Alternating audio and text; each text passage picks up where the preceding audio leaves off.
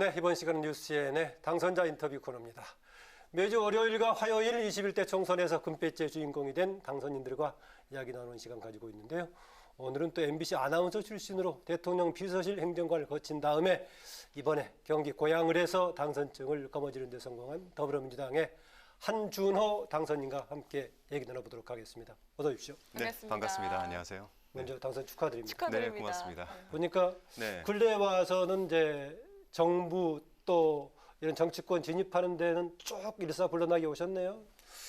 실은 제가 이제 2월 2일에 당의 입당 형태로 영입이 됐죠. 그리고 이제 3월 1일자로 고양을로 공천을 받았습니다. 그래서 실은 이제 제 입장에서는 지난 12월부터가 이제 실제 정치 행보를 했다라고 볼 수 있죠. 네.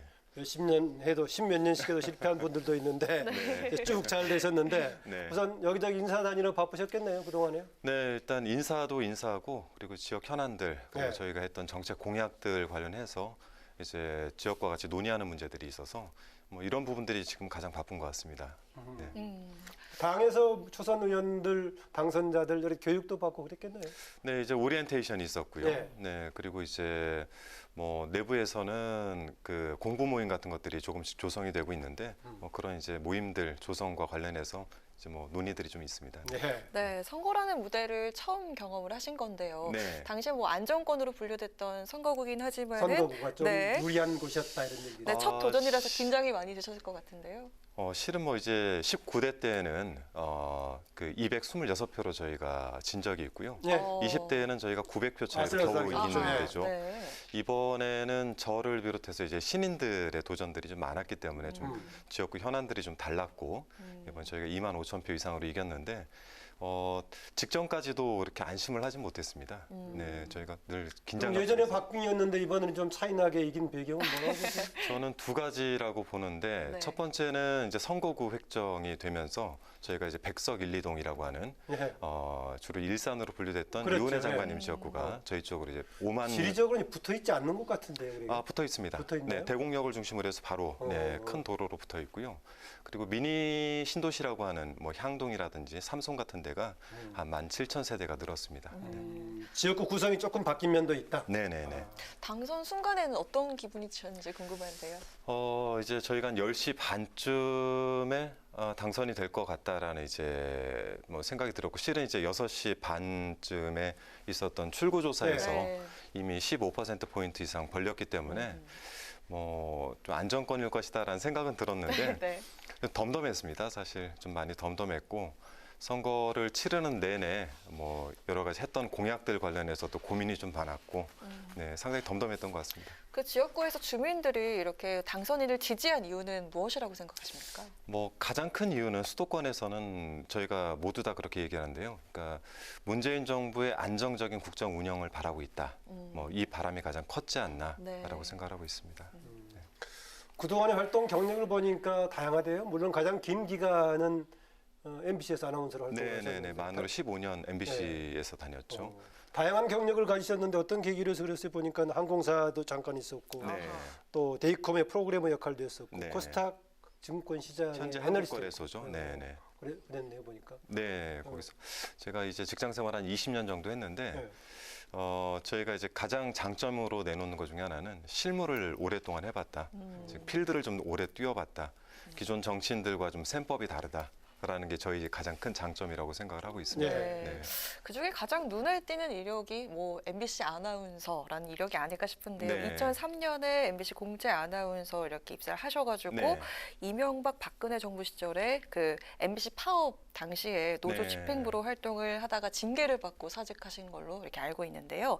이후에 정말 많은 소문들이 무성했습니다. 뭐 기농을 했다라는 이야기도 있었고요. 작가로 전향을 했다. 그리고 뭐 이런 이야기들이 굉장히 많았는데 그 이후에 우상호 민주당 의원 그 서울시장 캠프 대변인으로 등장을 하셨습니다. 이렇게 정치권에 첫 발을 들이신 특별한 이유가 있을까요? 정확하게 제가 이제 2018년 3월에 MBC를 퇴사를 했고요. 한 5, 6년 있었네요. 그러니까. 만으로 15년 있었죠. 그리고 그 전에는 이제 한 9년 조금 넘게 다른 부서를 전전했습니다. 네, 이제 아나운서실이 아니라. 네, 파업 이력 때문에 다른 부서들을 좀 전전했었고, 그 기간에 이제 만났던 분 중에 한 분이 이제 우상호 전 원내대표인데, 제가 이제 마지막 파업에서 좀 피로감이 좀 심해서 회사를 좀 나가야지라고 생각을 하면서 저희 처가가 제주인데 제주에 가서 농사를 준비를 하고 있었고 실제 또 책을 쓰고 있었기 때문에 작가 네. 활동을 하고 있었는데 그래서 이런 소문들이 공부가 네. 좀 있는 얘기들이었네요. 네, 그러니까. 그렇습니다. 네. 그래서 이제 우상호 전 원내대표를 만나고 나서 이제 이런저런 이야기 끝에 제가 이제 회사 퇴사와 동시에 그 서울시장 경선 캠프에 그 선거 이제 홍보 총괄 겸 대변인을 맡았죠. 네. 네. 근래에 보면은 그 여러 가지 방송사 중에서도 MBC 출신들이 그 청와대 쪽이라든가 네. 그 정계에 좀 많이 진출하는 것 같아요. 일단 김은혜 선배가 있고요. 네. 그리고 배현진 씨 네. 이렇게 뭐 저 해서 이제 신인으로나마 3명, 4명 정도 이제 MBC 출신. 기존에도 있었고요. 그러니까. 네, 그렇죠. 이제 네. 박광훈 선배나 네. 네, 이렇게 계시죠. 지금 얘기 나온 배현진 당선인. 네. 배현진 당선인은 이제 우리 한준호 당선인하고 이제 같이 근무한 적도 있었겠네요. 그죠? 배현진 당선인이 입사를 했을 당시에 제가 노조 집행부였고요. 아하. 저희가 이제 담임제, 그러니까 멘토 멘티제가 있는데 네. 제가 이제 배현진 당선인의 멘토였죠. 그러니까 그렇습니까? 담임 선생이었죠. 네, 뭐 그런 인연이 있습니다. 네, 노조 관련하다면은 서로 해석이 상반될 만큼 조금 이제 얘기될 수 있겠는데 네. 우리 한준호 당선인의 경우에는 이명박 정부 시절에 이제 노조 맞서 사다가 본인도 이제 탄압을 받았다라고 얘기했었는데요. 네. 반면에 배현진 당선인은 오히려 본인이 이제 문재인 정권 들어서서 문재인 정부가 언론을 장악하는 관련 그런 속에서 본인이 피해를 당했던 네. 상징적인 인물이다 이렇게 주장하고 있습니다. 네. 앞으로 만나서 어떻게 잘 풀어갈 생각이십니까? 일단 안 만나실 생각입니까? 아닙니다. 전화 통화도 서로 했습니다. 네, 전화 통화도 했는데 아마도 저도 이제 언론인으로서 당에 영입이 돼서 당선이 된 사례고 배현진 당선인도 아마 비슷한 사례로 영입이 된 걸로 알고 있는데 저는 개인적으로 이제 언론 독립에 대한 부분 그리고 이제 미디어의 지능에 대한 부분 네. 이 두 부분에 대해서 신경을 쓰려고 하고 있습니다. 근데 이 부분에서 상충되게 또 입장이 다를 수 있기 때문에 어떻게 서로 조율을 할 것인가 좀 일단 만나봐야 되겠죠. 뭐 MBC 나온 이후로 독립이 잘 되고 있다고 보시면 어떻습니까? 저는 이제 뭐 언론 독립에 대해서는 제가 뭐 가타부타 이야기할 수 있는 부분은 아닌 것 같고요. 네. 네, 이건 국민들께서 판단을 해주셔야죠. 네. 네. 뭐 당선인도 그렇고 언론인 출신 후보들이 굉장히 많이 또 당선이 됐는데 일각에서는 이렇게 목소리를 내는 직업이다 보니까 이렇게 네. 정계로 진출하는 것에 대해서 곱지 않은 시선도 있는 것이 사실입니다. 이 부분은 어떻게 보시는지 궁금한데요. 그래서 이제 곱지 않은 시선에 대해서는 직접적으로 느낀 적은 많이 없지만 또 그렇게 말씀을 하신다면은 이제 그 지난 이제 한 9년 가까이 이명박 박근혜 정권 저희 입장에서 봤을 때는 그 기간에 언론인들이 극명하게 나눠섰었죠. 네. 이 부분들이 현재 이제 출마를 하는 사람들에게 양극에 설 수 있도록 하는 뭐 어떤 계기가 되지 않았을까 그리고 정치에 입문하게 되는 또 계기가 되지 않았을까 생각을 합니다. 그럼 앞으로는 언론인 출신 당선자들이 21대 국회에서 어떤 역할을 해야 한다고 보십니까? 저는 당연히 언론의 독립성과 그리고 이제 미디어 분야에 대한 지능에 대해서 힘을 써야 된다고 생각하고 있습니다. 청와대에 있을 땐 국민소통수석실에 있었던 거예요? 네, 그렇습니다. 네. 그러면은 윤영찬 수석 때도 네. 있었고 또 MBC 출신 윤도한 수석 있을 때도 같이 있었나요? 정확하게는 이제 윤영찬 전 수석의 보좌관으로 있었고요. 네. 네, 그리고 윤도한 수석이 오셨을 때 제가 한 달간 인수인계를 하고 퇴사를 했죠. 네. 그러면은 청와대에 있을 때는 그런 거 보좌하는데 또 수석들을 보좌하든 누굴 보좌하든 보좌하는 역할을 하셨을 건데 네, 청와대에서의 문재인 정부에서 할 수 있는 역할과 네. 국회에서 할 수 있는 역할은 어떤 게 다르다고 보십니까? 일단은 한쪽은 행정부이고 한쪽은 네. 이제 입법부입니다. 뭐 그래서 이제 그 행정 영역에서 할 수 있는 부분과 또 입법 부분에서 할 수 있는 부분들이 좀 다를 수 있다고 생각을 하는데요. 네. 제가 가지고 있었던 이제 언론관에 있어서는 그 청와대 내에서 할 수 있었던 거는 관리 영역이라고 한다면 이제 입법부에서 할 수 있는 것들은 이제 정확하게는 어떤 것들을 고쳐나가야 되는지에 대한 입안 사항으로 접근할 수 있겠죠. 네. 네. 그랬을 때 여당의 역할은 어떤 거라고 보십니까? 국회에서. 오히려 더 중심을 지키는 거라고 생각을 하고 있습니다. 그동안에 청와대에 있을 때 보면은 여당이 국민의 입장에서 중심을 지키고 있었다고 보십니까? 아니면은 청와대에 그냥 따라가는 쪽이었다고 보십니까? 좀 얄궂은 질문이신데 저는 개인적으로는 그런 중심들을 잘 지키고 있다 생각을 했기 때문에 네, 저는 그동안에 여당이 중심을 네. 잘 지키고 있었다. 뭐 저희 지금 현재 여당들이 중심을 지키려 노력을 하고 있었다라고 생각을 하고 있었기 때문에 네. 이 정부에 또 참여를 하지 않았을까 생각을 합니다. 네. 이제 앞으로 이제 계속 여러 가지 고민이 있으실 건데요. 제가 네. 이것 두 가지를 동시에 좀 질문드리겠습니다. 하나는 네. 롤 모델 비슷하게 생각하는 훌륭한 국회의원 어떤 사람을 꼽을 수 있는지 하고요. 네. 다음에는 개별적으로는 지적하지 않겠지만은 국회의원으로서 이런 행동은 하지 말아야겠다라는 두 가지 다짐을 양면성을 얘기한다면요.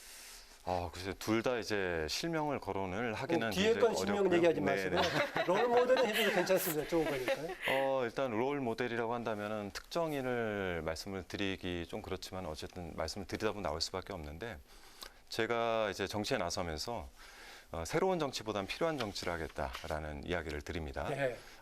이게 어찌 보면은 이제 실용주의 정치일 수도 있는데요.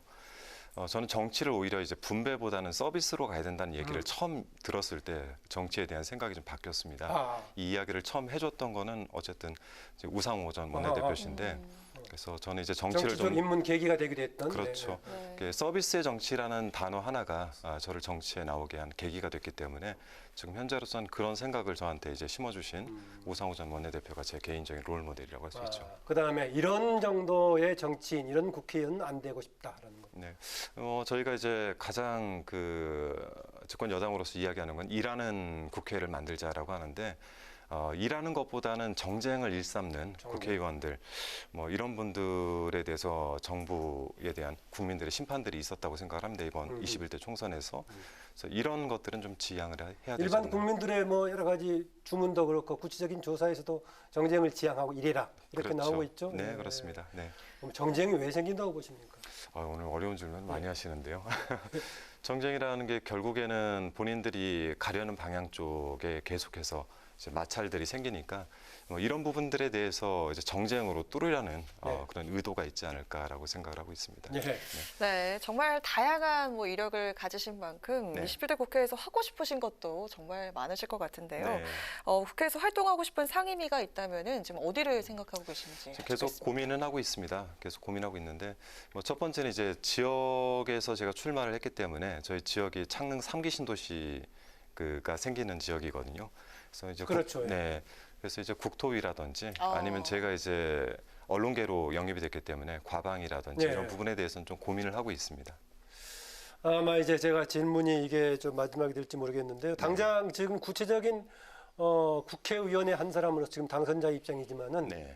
당의 원내 대표 이제 선출하는 날 네. 10일 날 돼 있죠? 네, 거기 그렇습니다. 참여하시죠? 네, 그렇습니다. 어떤 사람이 됐으면 좋겠습니까? 구체적인 실명이 아니라요. 네, 저는 제일 중요한 거는 그 문재인 정부의 성공을 어떻게 이끌어갈 것인가. 그리고 두 그러니까 번, 어떤 성향, 어떤 역할을 해주길 바랍니다. 네, 그냥 역자면은 제가 보는 이제 지표는 딱 두 가지입니다. 문재인 정부 성공을 이끌 수 있는 분. 두 번째는 저희가 이제 진행하고 있었던 검찰 개혁을 어떻게 힘있게 밀고 나갈 것인가. 뭐 합해 보면 이제 소통이 그런 부분에 있어서 원활하신 분이 가급적이면 됐으면 좋겠다이고 저희 이제 초선 의원들 사이에서 몇몇과 이야기해 보면 네. 아마 6일에 있을 그 원내대표에 출마하시는 분들의 정견 비슷한 걸 듣겠군요. 네. 정견이 좀 중요하게 영향을 미치지 않을까 생각하고 있습니다. 그럼 현장 판단이 굉장히 중요하겠군요. 네, 그렇습니다. 아직 저희가 만나본 적이 많이 없으니까요.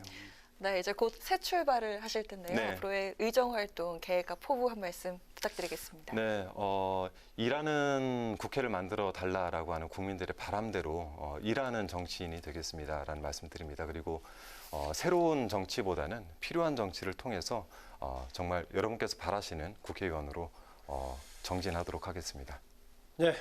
오늘 질문에 대한 아주 깔끔한 답변 고맙습니다. 네, 고맙습니다. 네. 고맙습니다. 네, 지금 이제 목표는 의정 활동 잘 보여주시길 바라면서요. 뉴스엔의 파워 인터뷰 지금까지 더불어민주당의 한준호 당선인과 함께했습니다.